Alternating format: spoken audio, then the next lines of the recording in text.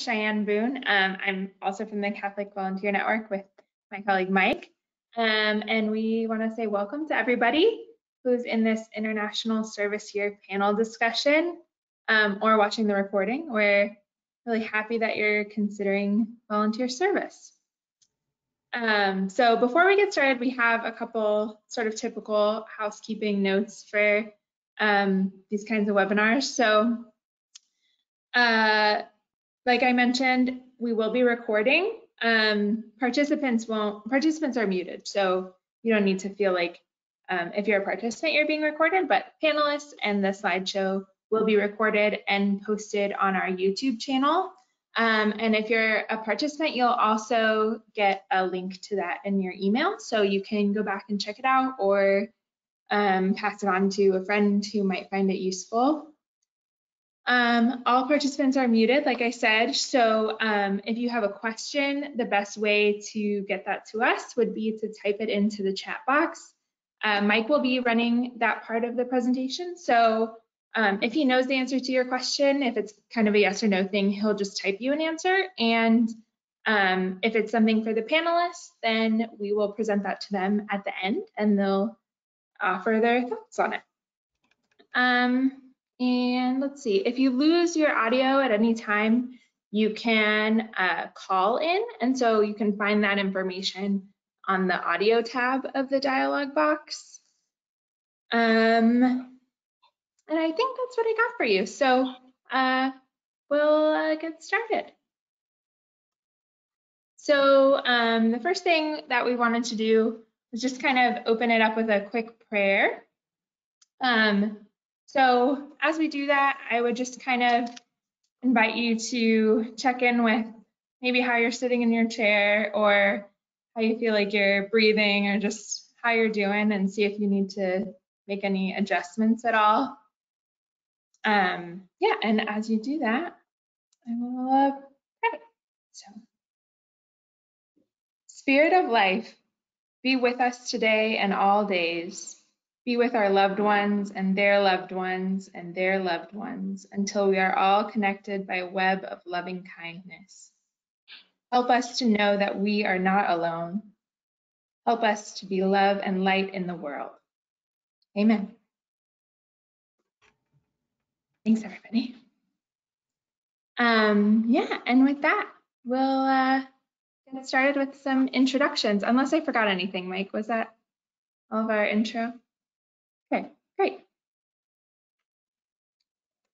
So yeah, like I said, my name is Cheyenne, and I, in addition to being the recruitment associate at Catholic Volunteer Network, also served with Urban Serving Corps in Denver, Colorado for the 2017-2018 service year.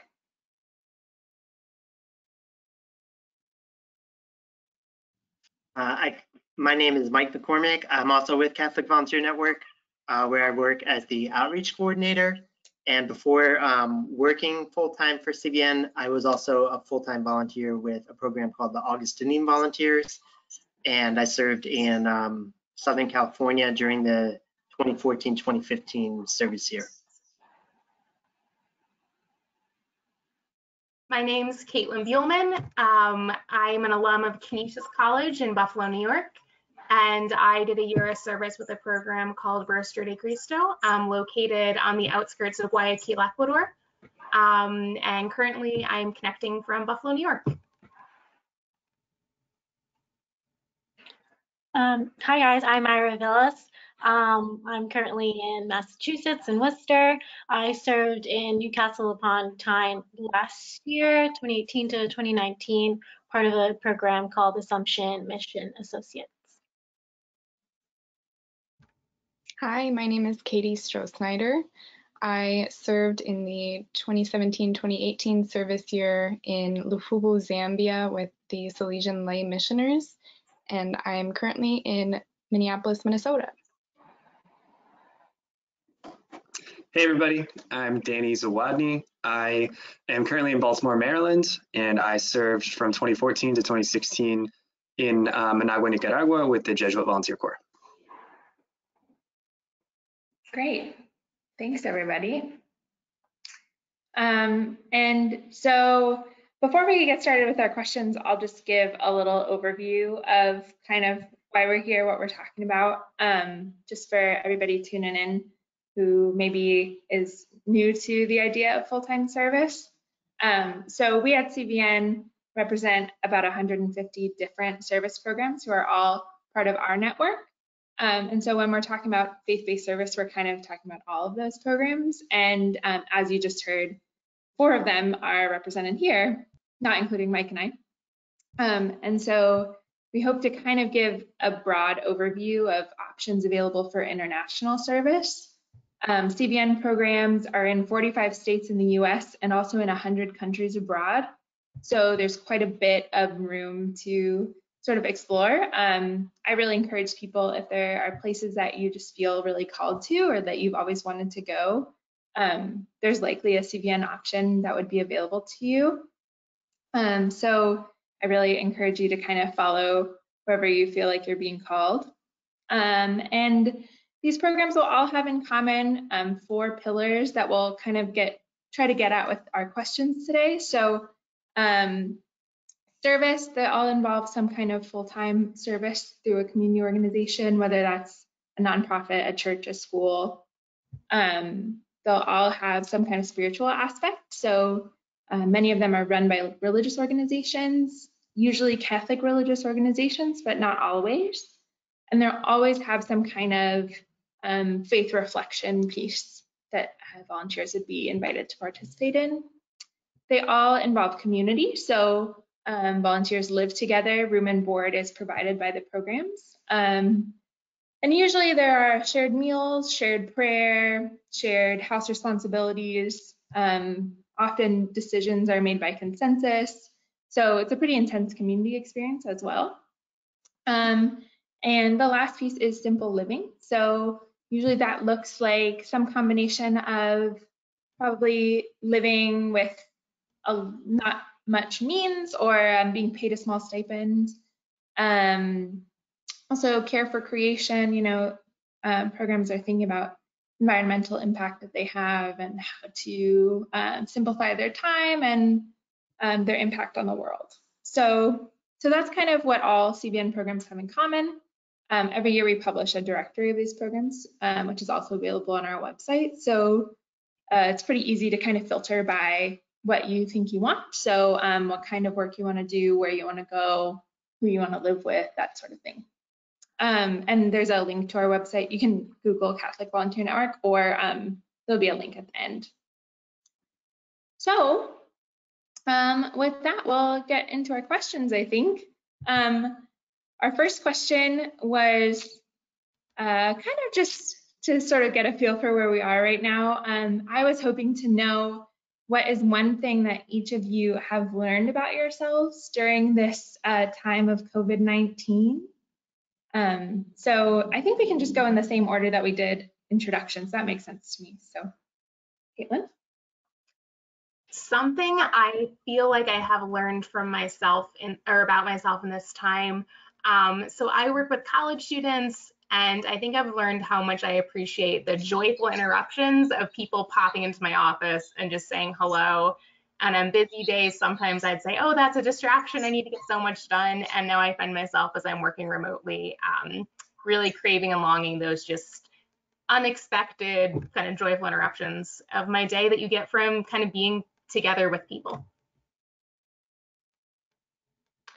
So I'm fortunate enough to be working from home, so it's been a change of pace, kind of being more in solitude, and I think I've kind of picked up on learning things from when I was international, is that when you first get there, you kind of don't really know anyone, and you kind of just have to occupy yourself and like figure out what you want to do. And I think I've kind of come back to that, doing more things like journaling or doing more art and creative things for myself, and I kind of reflecting on how it's kind of similar to what it was like when I was international at first. I think I have learned how much I depend on the outdoors to kind of center and ground myself. And that's something I've always been aware of, but I feel it a lot more now, is being cooped up inside and trying to find ways to stay in touch with nature and with the community that I find in outdoor activities has been a bit more challenging. Yeah, for me, I think kind of echoing what Katie just shared, just another reminder of just kind of how much I depend on nature and kind of being outside and getting to have a sense of like going around and exploring to help me really feel connected with myself. I still go on a lot of walks around my neighborhood.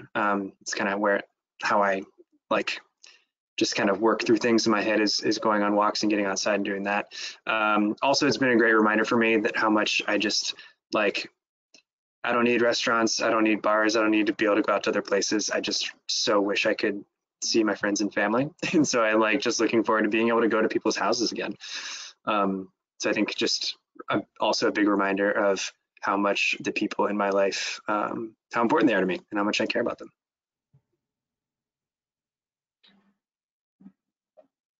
Yeah, thanks.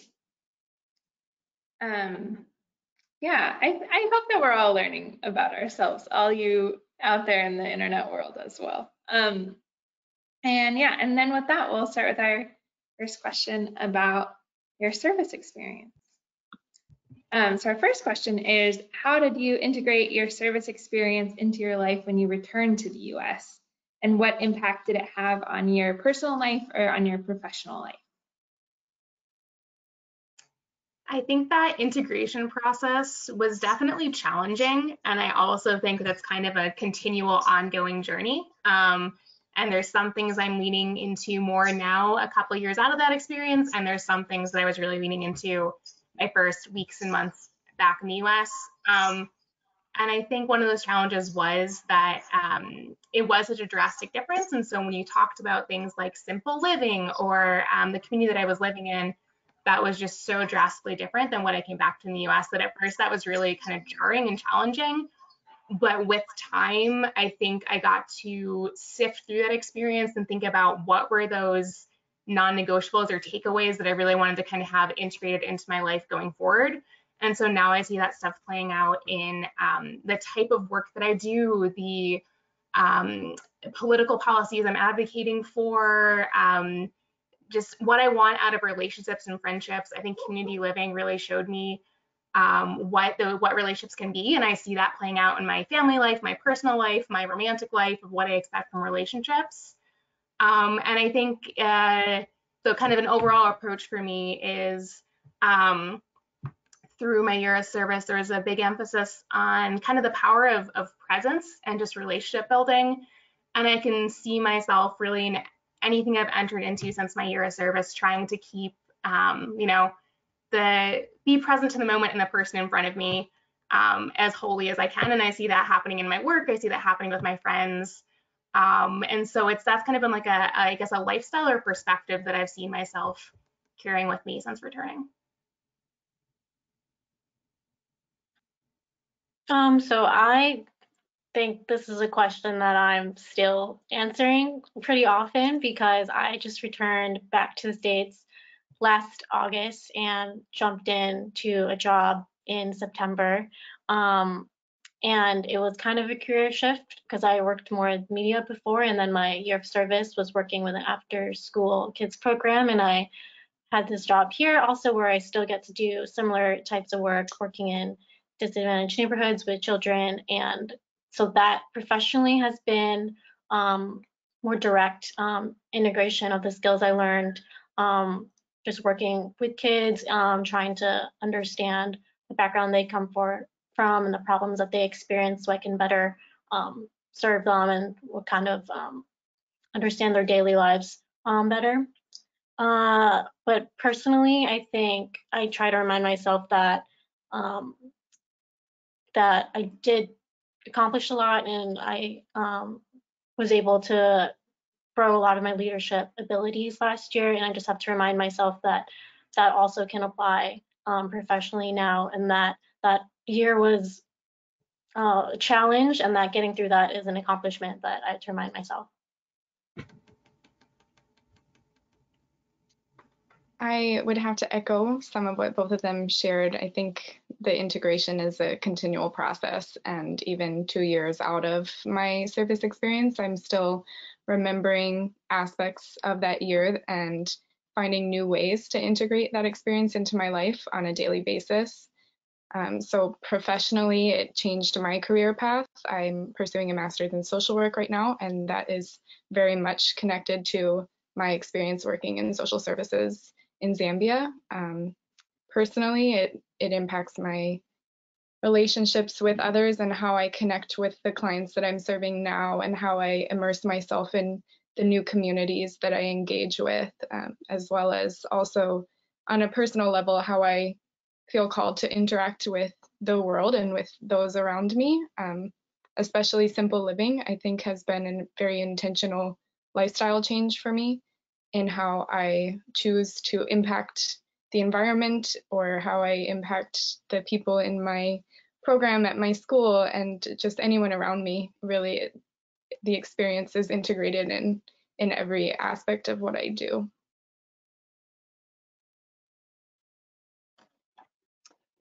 Yeah, I would echo what everyone has said, just in that this whole integration process is just that, a process that I've been going through for the past 3, closing up on 4 years now, and probably will be going through for many, many more years to come, I would assume.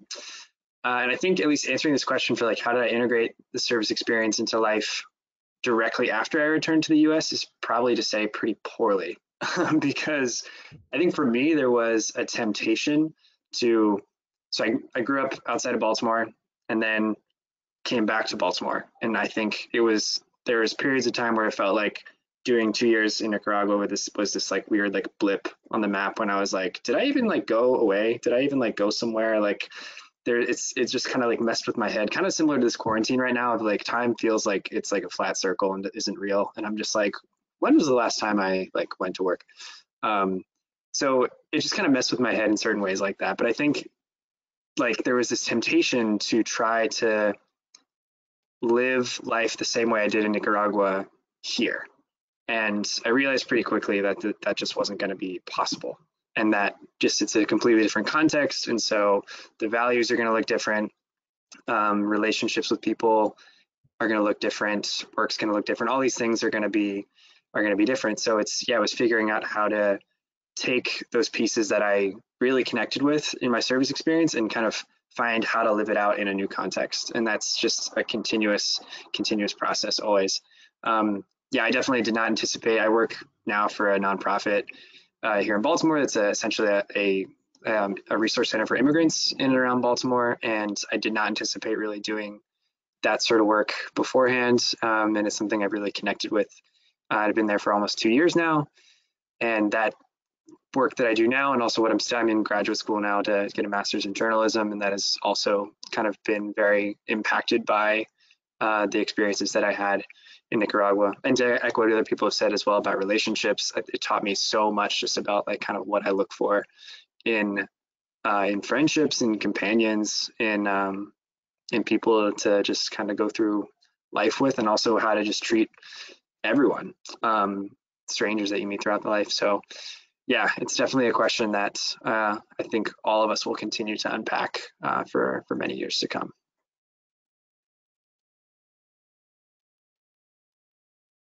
Thanks. Yeah, I try not to think too much about the nature of time at this moment, but I do appreciate that. And now we want to ask you a little bit about your experience of community.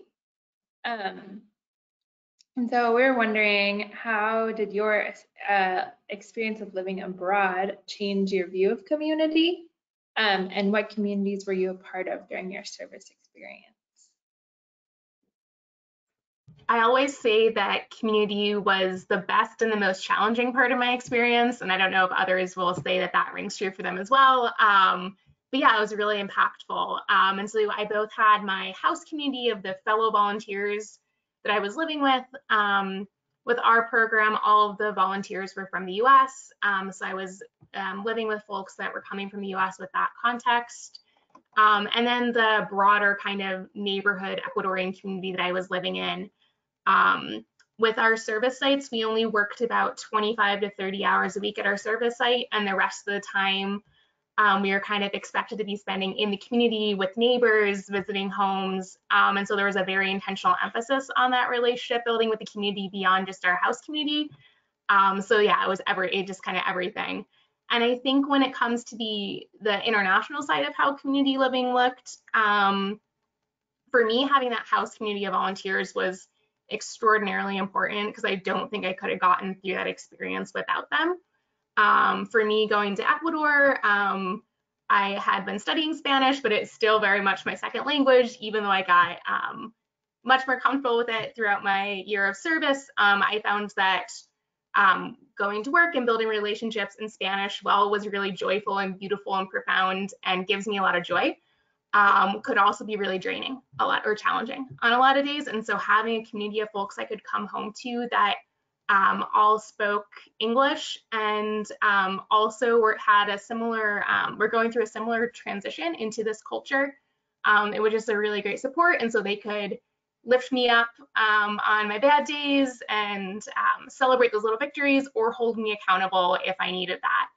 So I think that was really essential for me as I was kind of going through that transition into life in Ecuador.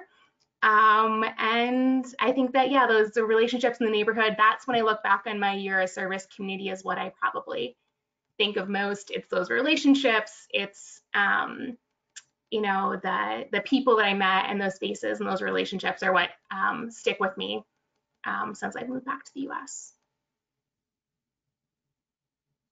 I agree, like the relationships are probably the biggest things that stick with you when you come back. I felt like the communities that I was a part of made all the difference, adjusting when I got there, and that were my support throughout the year.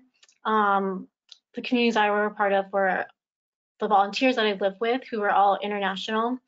I was the only American, and we had some of us living in a house on one part of town and then others in another part of town. So we kind of had like our little community in our house, but then greater community of volunteers in the town. And then I also spent a lot of time at the charity that we worked with there, that we volunteered at there, but also became close with the coworkers there. So I think, yeah, community just held more value and strength. I didn't really think of it as much as a concept before, but once I got there, it was more of a feeling that you could really like attach to. We lived right next door to the sisters that we served with in the organization, and they were another great support and community that we could always look to as well that was nearby. So it was really important of my overall experience to build that relationship with everyone. I had a bit of a unique community experience, I would say. There wasn't a lot of consistency throughout, and I had varying numbers and people coming in and out of our community. I was the only volunteer for the first 3 months and lived in community with the Salesians within the house of priests and brothers. So I had that religious community, but also those members changed often. And once I was joined by another volunteers, when I really felt the value of intentional community with other volunteers. And I think the time that I spent with the one other volunteer that was with me for the remainder of my year there taught me the importance of having that support and intentional friendship and relationship with someone else who was also experiencing the same joys and challenges and heartaches that you were experiencing, and having that space to process together was really important to me and drastically different than my first 3 months there when I was alone. So that was something that I came to really value during my year, but also taught me to engage in different levels of community within my service experience. At first, just having a religious community taught me a lot about how you can grow spiritually within your community, and expanding that to the people that we were living with and serving in that community, both the children that I was working with on a daily basis, but also the larger community members of the village where I was living. And just building that trust was an important process of really immersing in the community. So it was more of a process too, where in the beginning that community was somewhat lacking because I hadn't developed the relationships yet to really call it a community. But by the time I left, that community was very present. And bringing that back to communities here in the States, and recognizing that no matter where you are or what you're doing, there are so many different levels of community that impact you, and then you impact them as well. And recognizing the role that you play in engaging within those communities, and the responsibilities that you feel towards those people.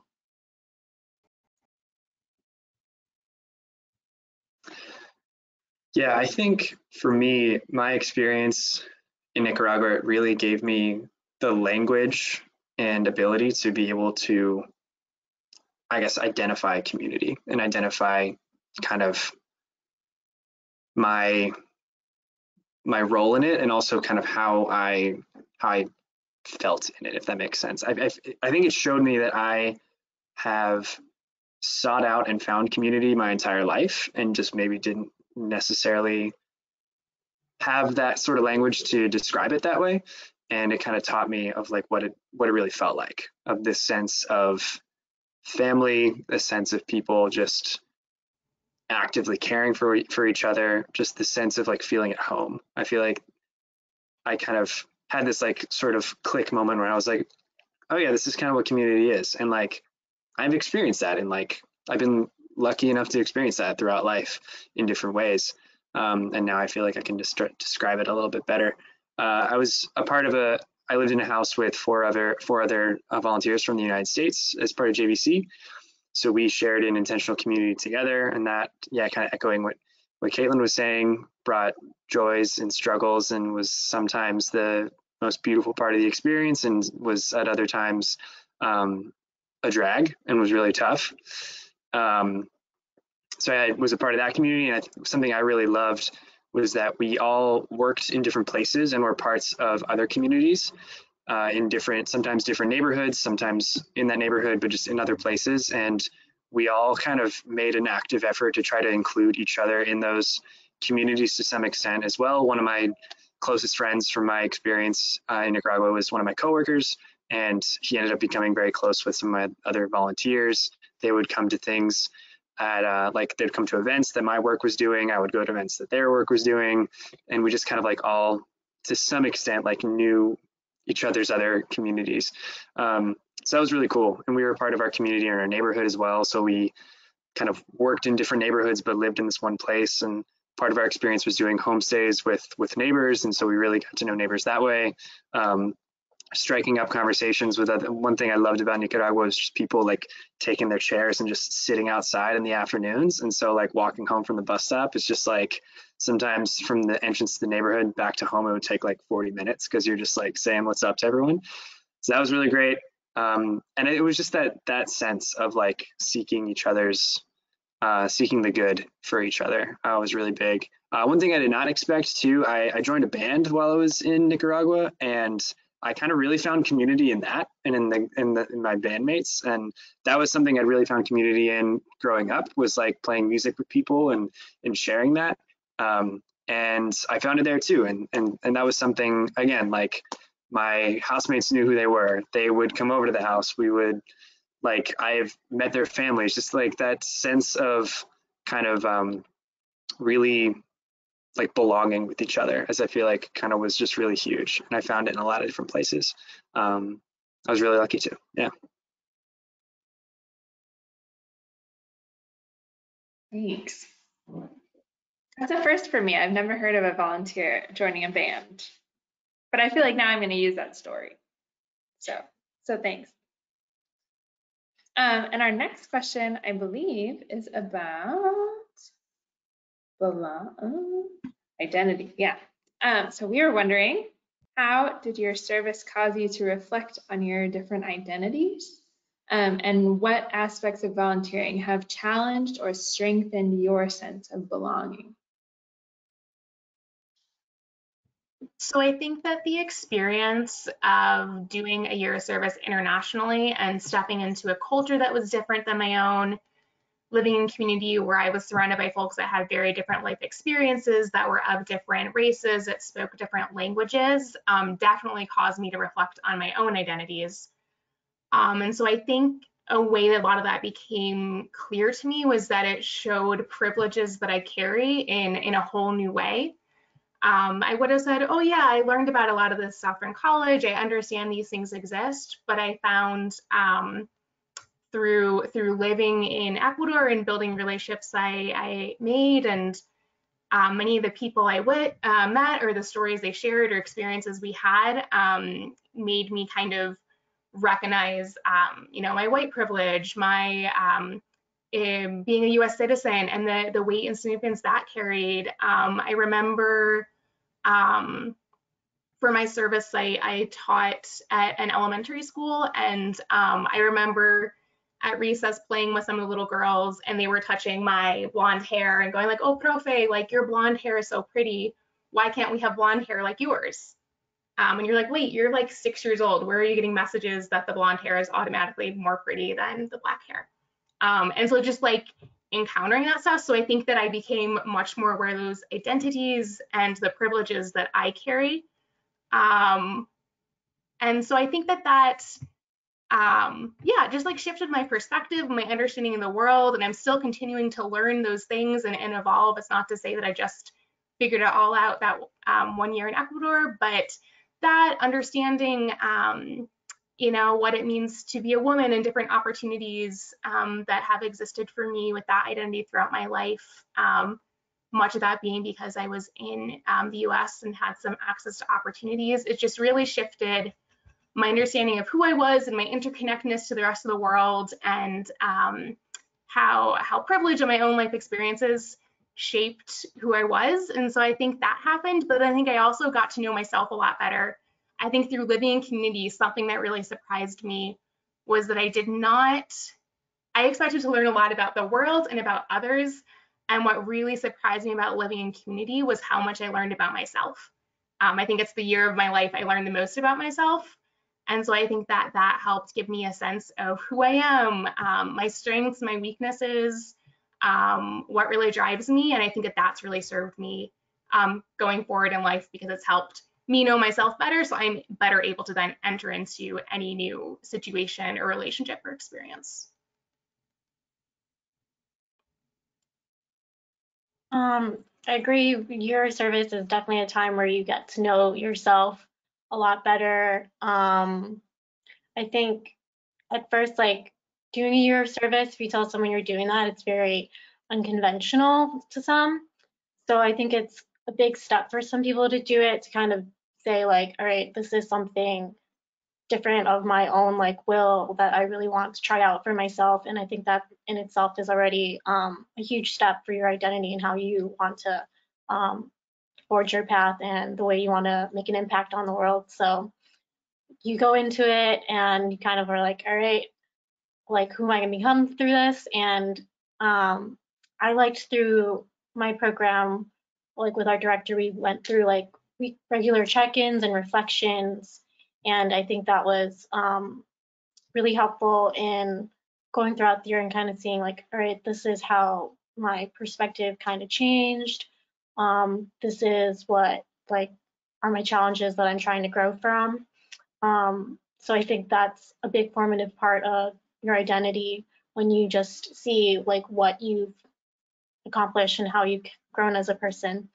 And I think another thing that strengthened my sense of belonging was definitely the organization that we were with was used to accepting a lot of international volunteers, and so they were very welcoming from the forefront that I wasn't really expecting, and welcoming in the way that they understood that we all came from different cultures and have different ways of interacting and communicating and different skills, so that it's easy to like clash on your differences. But I think our manager was really great about saying like, well, this is the way he does it, and that is his strength, and you do it this way, and this is your strength. So that made us all feel that we were also contributing and also doing something important, no matter how different and our backgrounds were or the different perspectives that we walked into with.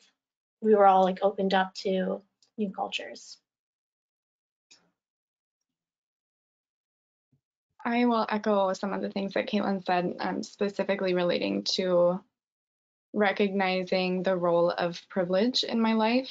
I think in particular, one thing that challenged my sense of belonging was just recognizing that in a 100-kilometer radius or whatever it was, I was the only white woman in that area of Zambia at the time that I knew of or that I was interacting with on a daily basis. And you would recognize those moments when I was traveling to another village or another town of people who hadn't seen a white person before or were just wondering like what I was doing there, and you receive a lot of attention for that in some ways.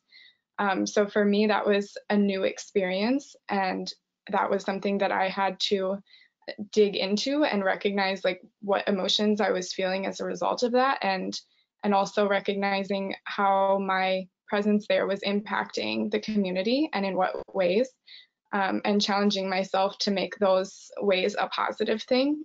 So that was a big part of my experience, was working through what my presence there meant to the community and how my presence was influencing them and their lives.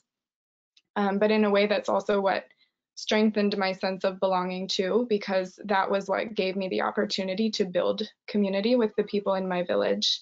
And for the people that I passed on the road, you know, I don't know what that impact was necessarily. I may never have seen them again, but the people that I had the opportunity to build relationships with, that was a very meaningful and powerful conversation, was to recognize those dynamics and build relationships and out of those conversations, especially with the people who had a very direct role in my life there, and I had a direct role in their lives in the village where I was staying.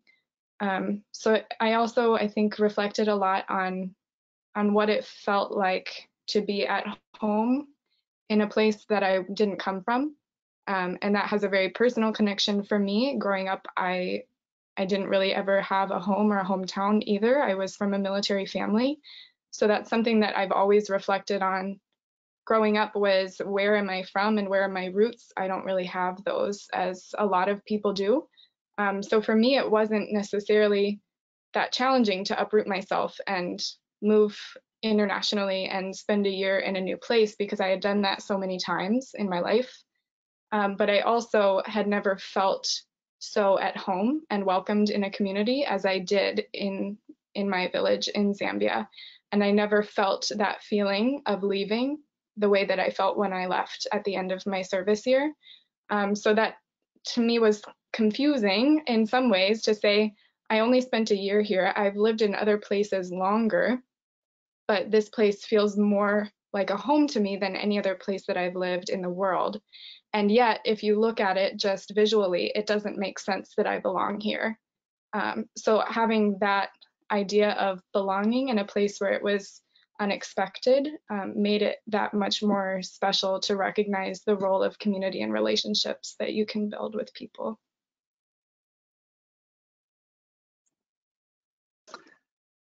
Yeah, I'll echo a lot of things that everyone has shared before me, and I think they all shared it much more eloquently than I ever could.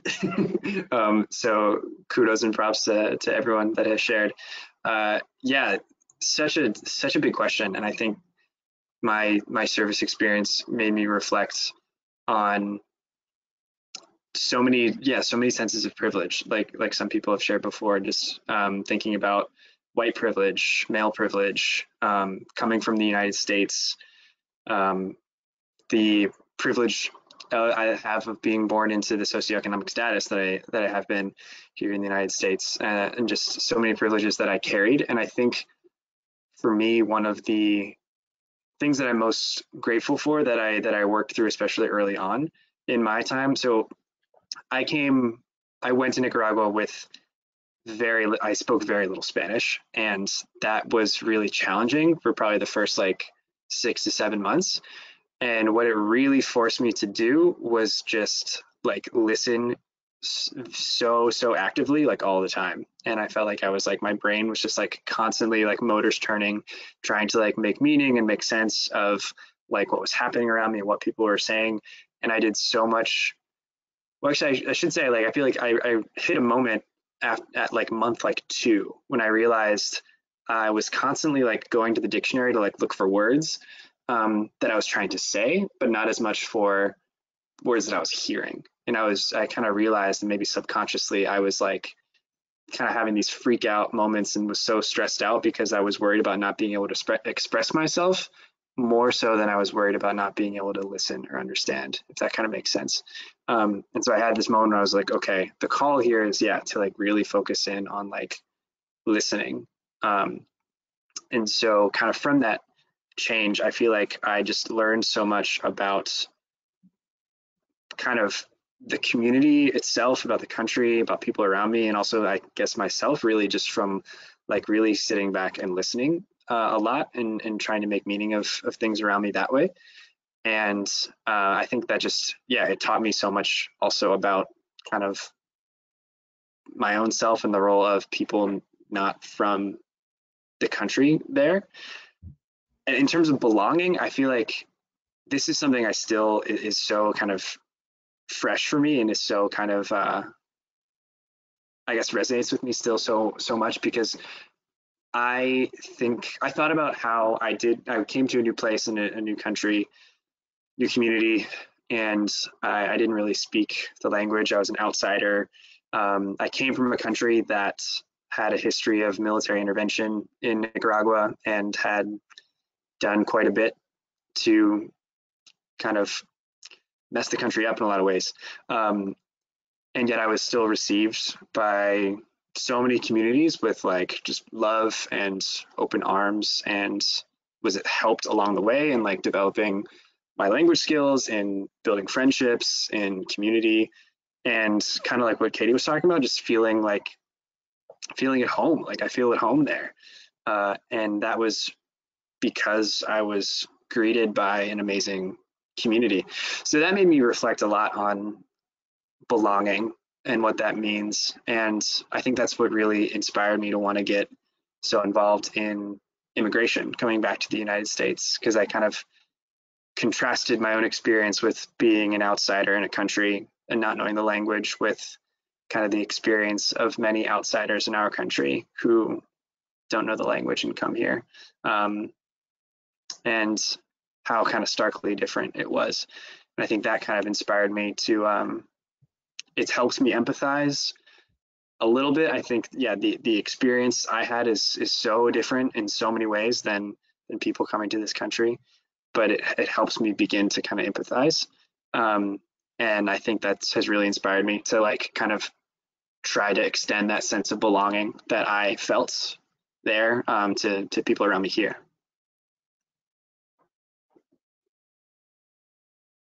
Thanks. Yeah, Caitlin, your story about your blonde hair just really took me back to my service experience. I served at a high school for pregnant and parenting teens. And sometimes my students who were like 18 would come up to me when I was like, freshly 21, right out of college, and they would ask me like how many kids I have and why do I not have kids? And like, those questions, like the answer that comes to my head is like, because I don't have a stable job. And it's like, they're in high school, so it was like, ooh, every time they asked me. So yeah, that just really like brought me right back there. But I don't know, I think in the end, like obviously really teaches you a lot. So anyway, thanks everybody. That was, I think those answers were really helpful. And so we have one more question that we want to ask you that we've prepared, and then we'll go to audience Q&A. So if you're in the audience, I know we've had a couple of questions already come in, and we'll make sure to ask those. And if you're holding on to any questions and you're kind of thinking maybe you'll ask them, maybe you won't, I would encourage you to type them in the chat box and we'll make sure we get to them. And so with that, our last question is kind of geared towards our participants as well. We were wondering what advice helped you through your service experience, and what do you wish you had known before you started? So much, but then that's not the fun of the journey, right? You learn it as you go along, and that's sort of like the beauty in it. So I'm not gonna, like, I guess, presume I have the perfect advice for someone that's considering entering into a year of service, but I think maybe two things. One would be I wish I had been more gentle with myself. I think it's important to enter into a year of service with the intentionality and valuing the cornerstone values and making sure you are reflecting on it, being aware of your experience. But I think it's okay to be gentle with yourself, and you can make mistakes and not do things perfectly. And that doesn't make you a bad volunteer. And so I think I wish I had been more gentle with myself. If that resonates with you, maybe take that on as a challenge. And I think the other thing is I had so many anxieties, and maybe when I was making the decision to do a year of service, around how will this impact my career? What will people think of this? Will I ever get a job? What will those impacts be? And I can say hands down, it was the best year of my life. I have gotten every job I've gotten since my year of service because of that experience, not in spite of it. And just like things have played out, and the way that I was transformed through that experience, like I wouldn't trade for the world. And I'm, yeah, like I just, the person I am today, I am because of that experience, and I'm so grateful for that. And so I wish that I had fewer anxieties about this stuff entering in, because it really did play out. And anybody I know that's done a year of service would echo that same thing, that it has opened doors and presented opportunities, maybe in different ways than you expect. So that would be advice I would give, or something I would have told myself as I was approaching that decision. The advice I would have is to try to be as present as you can every day. I think when I got there, I realized I shouldn't have so many expectations for myself. Like, things will unfold as they should if you're really paying attention, if you're really present. And that helped build community by truly just being there with others, and not trying to prod too much, but kind of letting opportunities happen, and taking a hold of those opportunities, which I'm really grateful now that I'm sitting in my room, that I had so many great experiences and memories to look back on, that were possible by being open-minded and being present with other people around me. I think something I wish I'd known before it started is to try to challenge my own assumptions and instincts throughout the year, because I think you uncover a lot of your own biases, and I think just being a little bit more aware of that as I was working with populations of people who are different than me could have helped benefit them a little bit more. I think the best advice that someone gave me that I would want to pass along is to enter into a community authentically. You have to be willing to learn whatever the community wants to teach you. And that happened with me in a number of ways. And being raised in a military family, I was raised to be independent and strong-willed and do things with confidence, right? So when I entered into a community that I knew nothing about, I thought that I knew how to survive and make a life there. But then you realize, yes, you know how to wash your clothes, but you don't know how to wash your clothes there. You know how to cook for yourself, but you don't know how to cook for yourself there. You know how to carry something that's heavy, but you don't know how things that are heavy are carried there. And so you kind of enter into this like infancy stage when you serve internationally in a new community, because you have to relearn everything, and you have to be vulnerable and humble enough to let people teach you those things and not feel as though they are questioning your ability to care for yourself or to accomplish things. So that was really helpful to me to enter into it, recognizing like if someone's correcting something that I'm doing, it's not an insult. It's an open arm and invitation to love and to learn from the community that you're joining. So be open to those experiences. That advice was really helpful to me. One thing I wish I had known before I started was how quickly it all comes to an end. I think there are periods of at least the year when I was there where it felt like, oh my goodness, I've been here 6 months and it feels like I've been here my whole life and I'm never going to see my friends and family again. You know, you have those moments where you're like, wow, can I really do this? And you have moments when you never ever want to leave. But when you get to that last month, it feels like it goes by in the blink of an eye. And I wish that I had cherished those moments a little bit more and found ways to slow down even further before my year ended.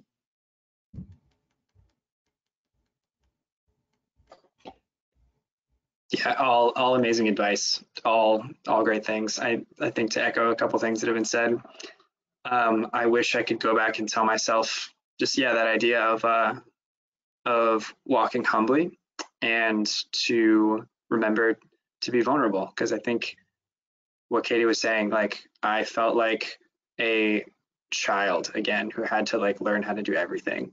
And I felt really embarrassed a lot of the time about like learning what I had to say at the grocery store, or going to the market when we had to go to the market, or like if someone calls on the phone and is like talking about something really fast and I can't understand it, like asking them to slow down, just like all these things that I felt like I kind of had to like relearn how to do. And it was okay. Like it was okay to like ask someone to show you something again, to relearn something. It was okay to kind of go along the way that way.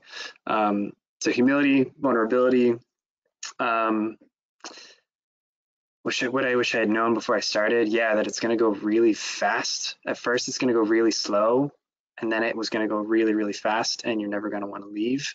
And also, when I was 22 and starting it, 2 years seemed like forever, and I thought everything was going to be so different when I came back.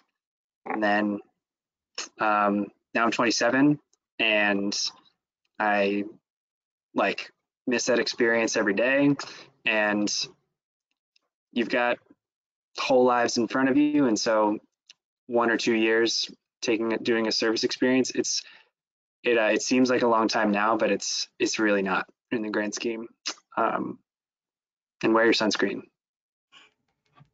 Bring sunscreen, very important. Beautiful. What great advice. Yeah, thanks everybody.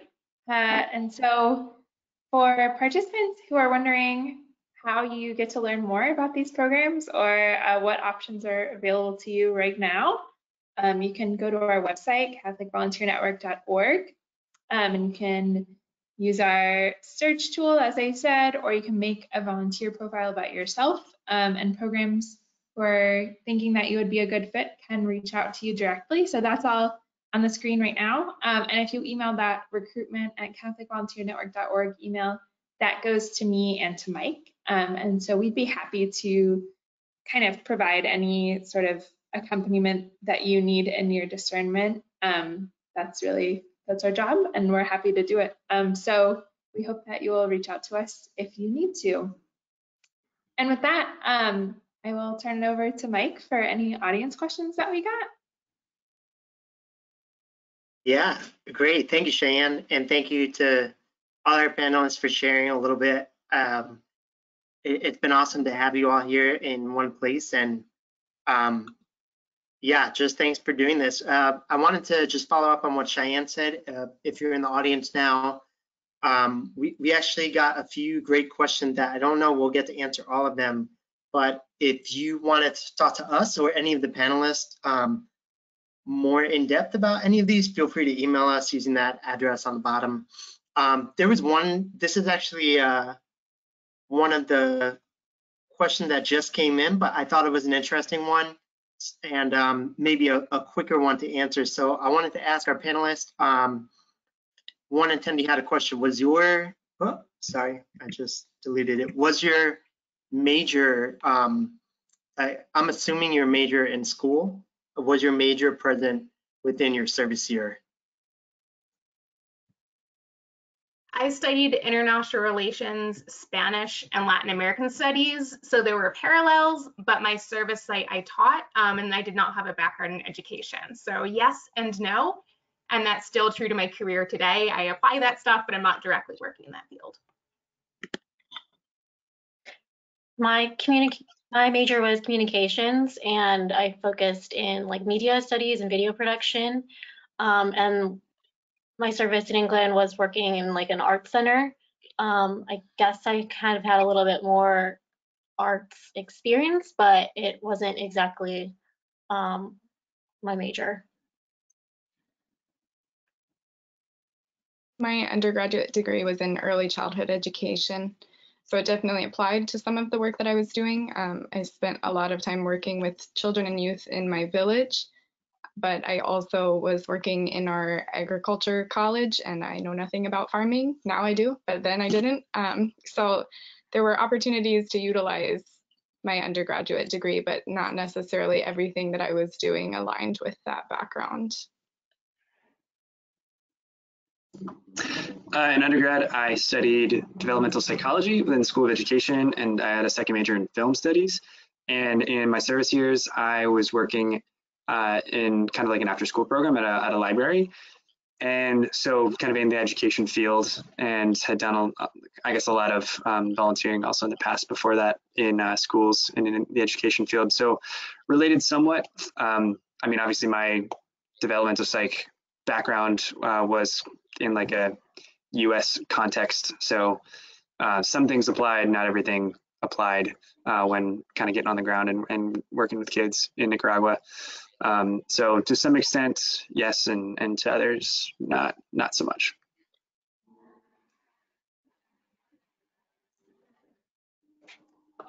This is a great answer. Yeah, I think just to share a little bit from my perspective at CBN, many of the volunteer stories that we feature on our blog, on our website, and some of the videos that a couple of our panelists have been involved with, I think it's a common experience for people to have a service experience that's not directly related to their major. There's one question that I just wanted to address on behalf of everybody. Can you volunteer when you have any financial debt, or do you need to be completely debt-free? Example, student loans or credit cards. So I would just say from CBN perspective, again, we have 150 different volunteer programs in our network. The support that this program can offer is obviously so different depending on the program. So if it's a program with 2 people, they might be able to help in ways that a program with 100 people can't help.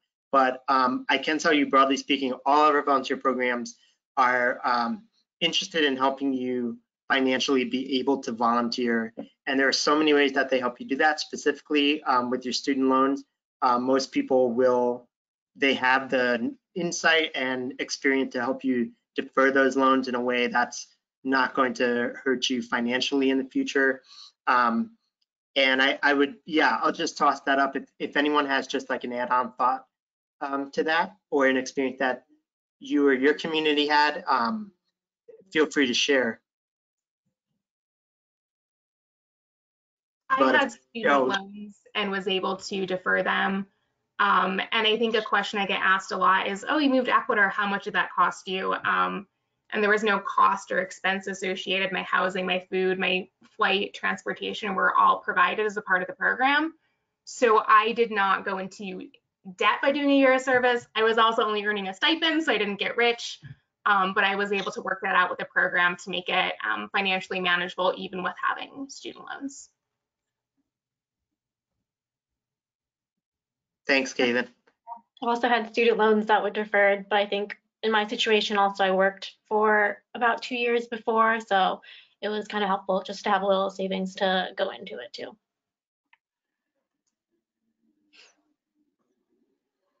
Great. Just in the interest of time, I know we're coming in, we're about a minute away from 1 hour, so we're going to hang out for a few more minutes. We invite you to hang out with us too. I think these questions are great. I just wanted to let everyone get a chance to chance to sound off on them. So this is one question I thought was interesting, and I think it came from earlier in the session, but one attendee wrote, I would be curious to hear more about experiences of feeling physically and personally safe, especially for women, in regard to issues of sexual misconduct and assault. So I just wanted to make sure we have time to answer that one if anyone feels comfortable doing so.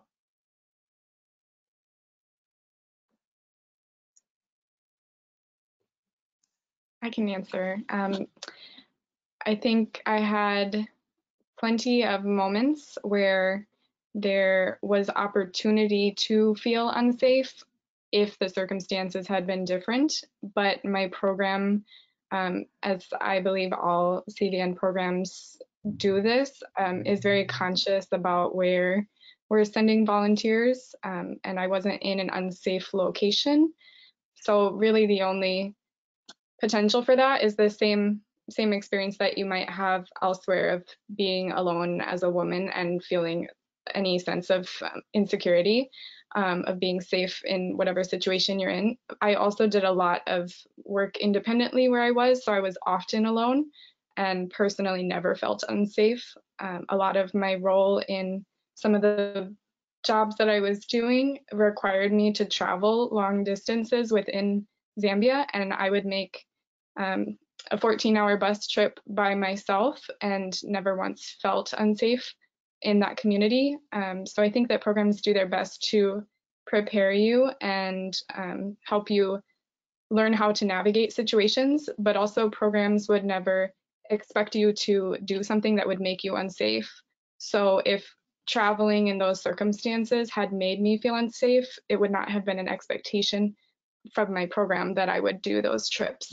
It was only because I felt confident enough and safe enough to do those things that it was part of my job there that I was making those trips.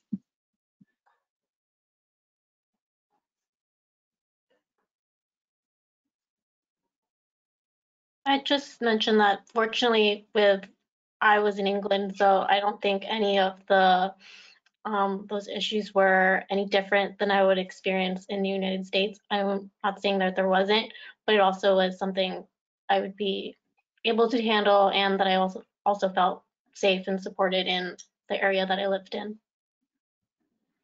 Yeah, I would agree that I think programs are conscious of this and are with Roaster have relationships in the community where there have been years of Roaster volunteers in that community. So there is this kind of network of neighbors and community members where I was kind of always around folks that were known, even, you know, in some capacity, even if I was just in my neighborhood. And so that to me gave me a sense of kind of security and familiarity and comfort. Yeah, I never was put in a situation where I felt unsafe, but there are realities. So I mean, I did experience catcalling and stuff like that, in maybe more or in different ways being in Ecuador than I have in the US. But there were also, you know, the program had protocols, rules, expectations. I wasn't walking down the street by myself at 2 a.m. just as I would not do that in the US. And so I think that those concerns are real, but I found through my community, through the structure of my program, and kind of through, yeah, just through those relationships that I was able to feel like comfortable and confident and safe in my day-to-day life. Yeah, the only thing I would add was that that's a really important conversation to have with your community mates and with everyone, I think, from day one. And it was something that we, as housemates, so as fellow volunteers, we had conversations with each other about going places with each other, accompanying each other. And I think also it's an important conversation to have with coworkers, with other community members, be that neighbors, support staff that you have. And yeah, I'm sure it's something that kind of all CBN programs really address and deal with in their own unique ways, kind of as makes sense for them. But yeah, definitely an important conversation to have with everyone, and to kind of set like kind of like rules is the right word, but just like set some sort of kind of protocol for as a community how you feel safest existing in your space.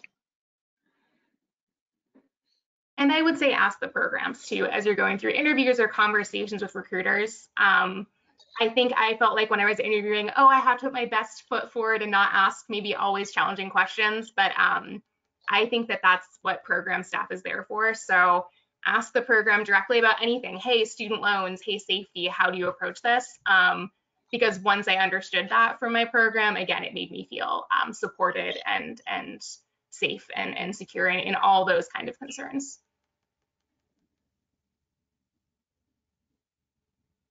All right, thanks everyone. Another quick question. We're on the home stretch here. Thanks everyone that stayed with us this long. So a quick one for everybody. This came earlier in the session on the section about community.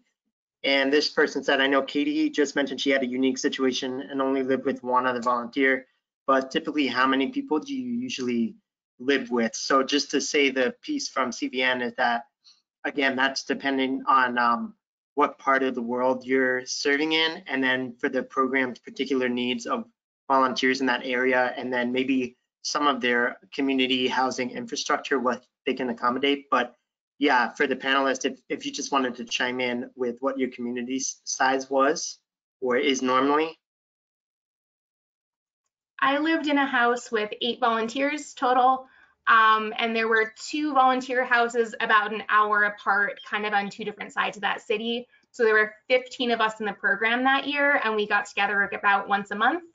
I think on average, the communities with Rostro are probably 5 to 7 would be an average community size.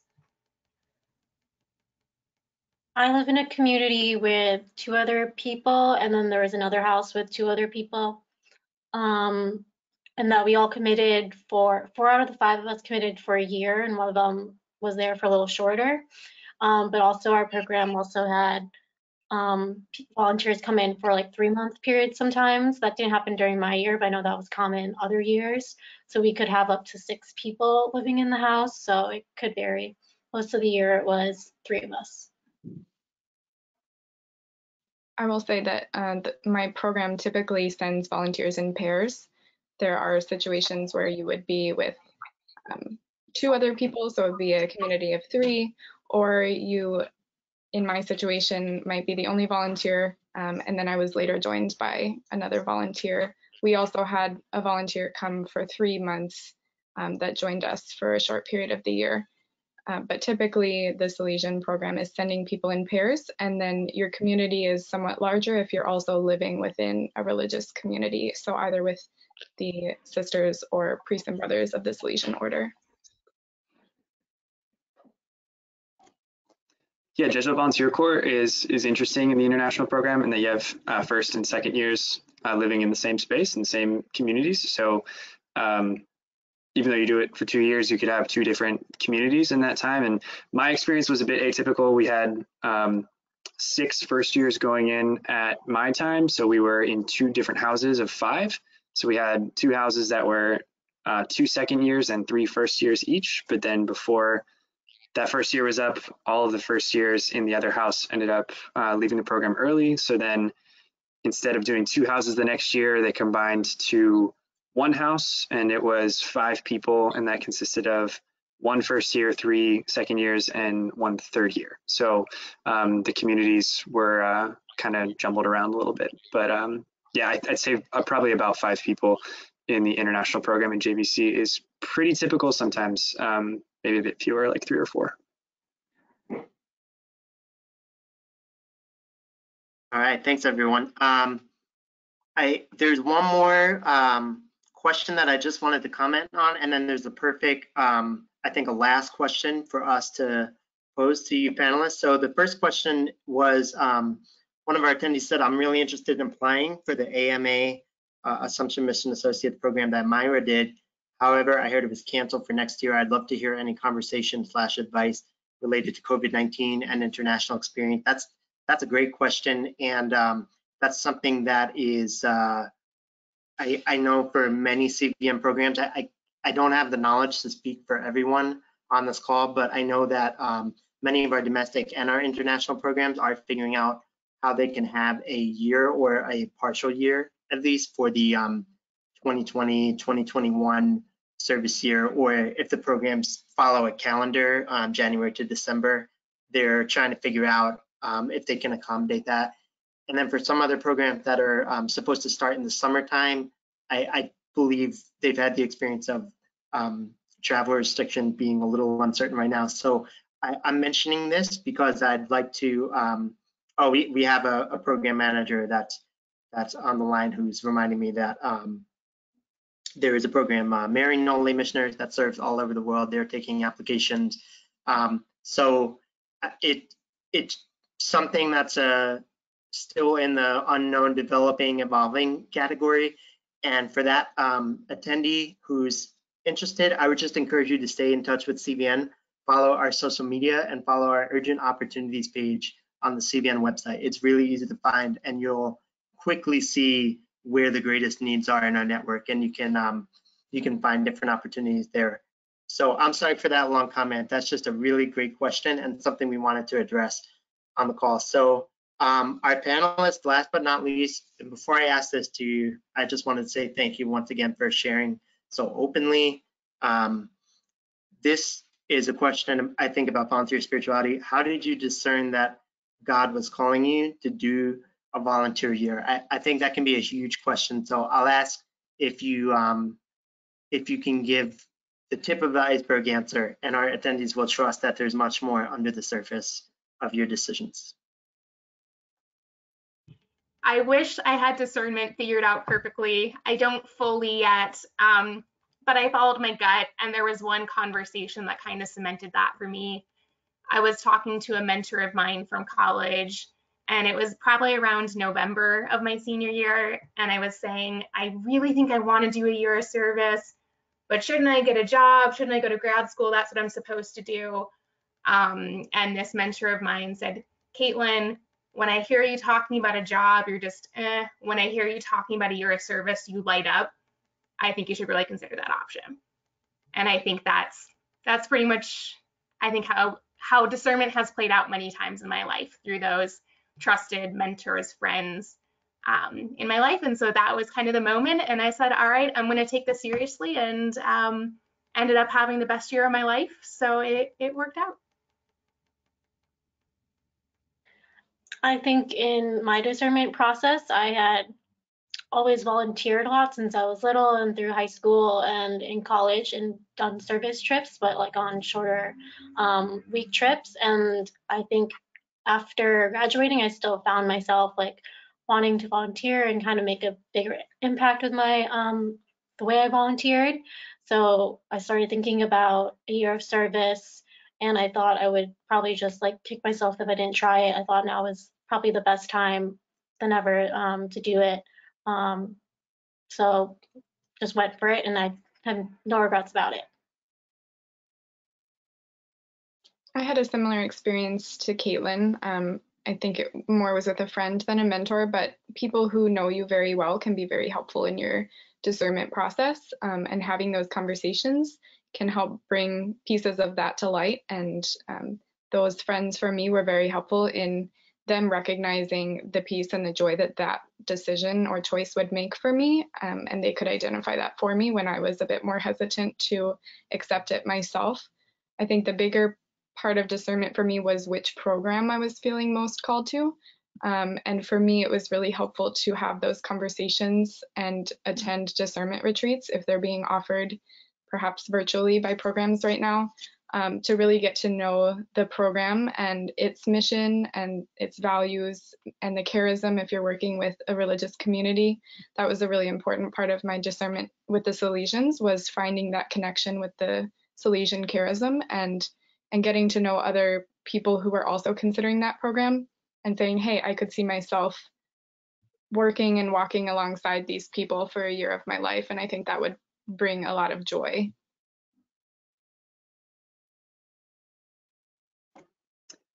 Yeah, I think trusting my gut was really important, because I think it made very little sense on paper for me to move to Nicaragua. but it felt really right for some strange reason. I think a lot of it, yeah, echoing what people have said, like conversations with people and people that are important to me were really important, and people that could kind of like mirror things back at me was really important. I think also thinking about the kind of person I wanted to be, or kind of where I saw myself going, and what I felt like could potentially challenge me the most in a way to grow in those ways was also really important for me. And yeah, just like paying attention to like the feeling, just like hearing about something, someone like says an option to you, and just like, does it kind of make you like shudder a little bit, or does it make you kind of smile inside? And what do you keep thinking about at night? I don't know. I felt like I found myself like thinking about the opportunity and getting excited about it as I like lay in bed trying to sleep at night. And I feel like that told me something too about where my heart really was. So yeah, listen to yourself.